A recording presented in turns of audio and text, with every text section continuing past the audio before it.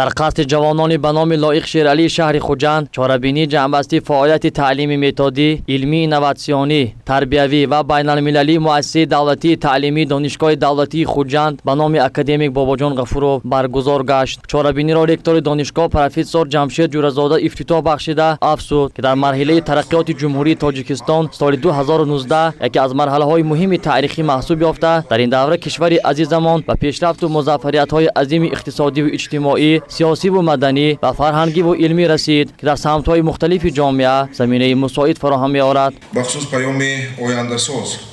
و بنیادی اساسگذار صلح و وحدت ملی پیشوای ملت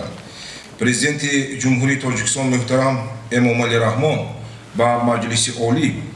که فراگیری نکته‌های مهم تامین کننده آینده درخشان دولتی ما میباشد. تطبیق همه‌جانبه و منتظم آن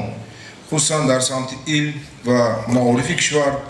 برای باز هم گسترش جنبه‌های گوناگون دولت و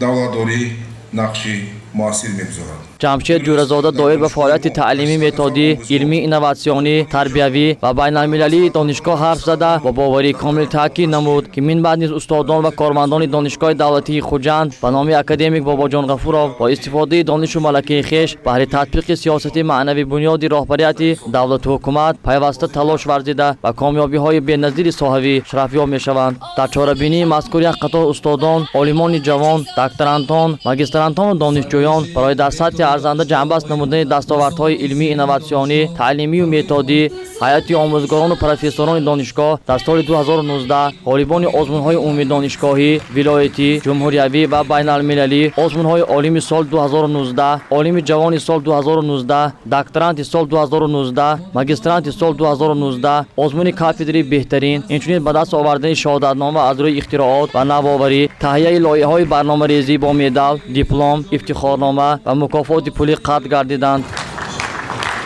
ایوبова امیده فیضلی‌ovna دانشجوی کورس دوم فاکولته.